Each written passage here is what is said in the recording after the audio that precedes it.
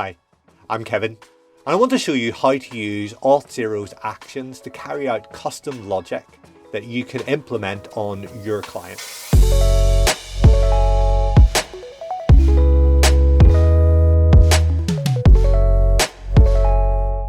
We can trigger an action before a user registers, after a user's registered. We can trigger them when there's a machine-to-machine call, when you're using APIs to call out from one API to another. Actions are written in Node.js.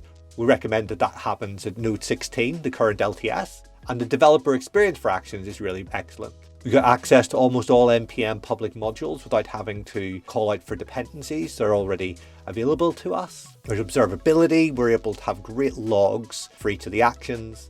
And also for a single post login trigger or other trigger, you can have several actions. So let's get stuck in. So I've logged into my tenant on Auth0 and I want to edit some actions. So on the left-hand side here, that means I'm going to go down to the actions panel. Now there are two options. I got the flows and the library. In the flows, you can see all of the potential triggers that we can use. Logins, machine to machine, pre-registration, post-registration, post-change password, and to send a phone message. Let's look at the login flow. So you can see we've got the start, the user logged in, and then we complete with a token issued. And we can add any actions we would like in the middle here. Now the actions are going to be in our action library over here on this panel. At the moment, when you start, you don't have any installed actions. And if we click on custom, we don't have any custom actions. So before we can start building up our flow, we need to build up our action. And we do that in the library. So let's go to the library. In the library, there's the option to add some action. So if we click add actions, you can see all of the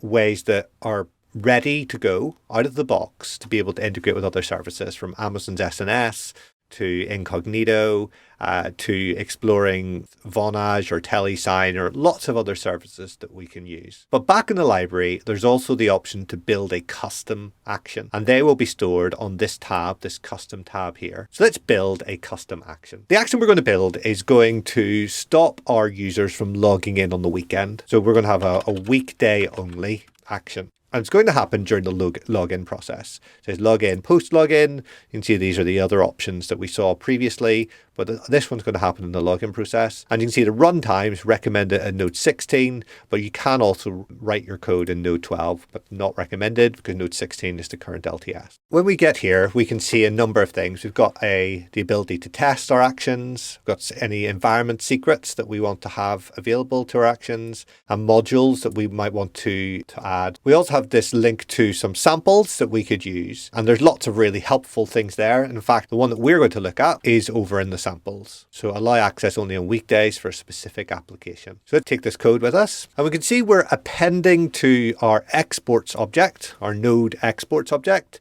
and we're adding this on execute post login function, and that's taking a callback function. And in this case, it's an asynchronous function. And we get two parameters, the event and the API. As we can see from the code comment above, the event is the details about the user and their context, and the API is the interface whose methods we can use to change the behavior of the login flow. Now in this case, if this is event.clientName equals app name, actually we're going to do this for all of our applications. So let's get rid of this if statement. So the first thing we're doing is we're getting the date. We're creating a new date and we're getting get day. Now, Node.js uses the American way of indexing days, where the first day of the week is Sunday. So day 0 would be Sunday, and day 6 would be Saturday. So this is saying if it's Sunday or Saturday, then deny access and say that's only available during the week. Now, I'm recording this on a Friday. I'll add in another if block and say if day equals Friday, which is 5, then api.access.deny, say it's Friday, have a day off.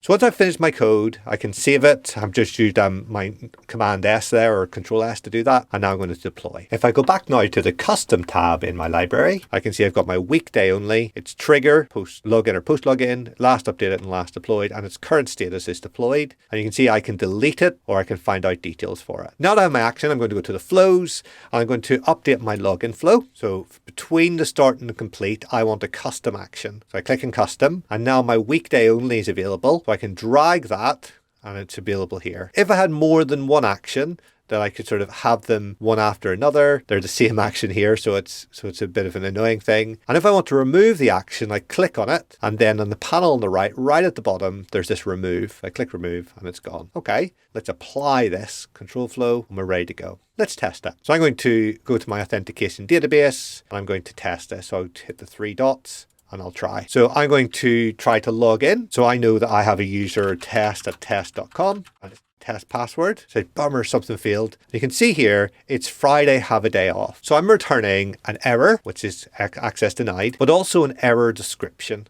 It's Friday, have a day off. And that's the same message that I passed in to api.access.deny. Just to check that that's limited. So if I go back to my library, go into my code and just comment out the Friday piece, deploy that and try again. This time, if I do test@test.com, and this time it did work. And I get my user profile returned as my API call. If I wanted to check the logging on that, I can scroll down to monitoring and logs, and I can see field login with the description. It's Friday. That's the same message I had. So that's appearing in the description. I can have a look at the field login. So it's Friday, have a day off, the footer description, when it happened, which connection was being used. Here I've got the raw details, the context data for my login, and the details for the serverless function executed my action. Going back to the logs, I can see the successful one. Here, successful login. And again, I can see the details for my action, the data that was sent to it, and in both raw and with context. So to recap then, we created our custom action with our build action button, which then appeared in our custom library. We went to our flow and we created our flow with our custom action and applied it. And that's all we need to do. One of the great things about having an extendable platform like this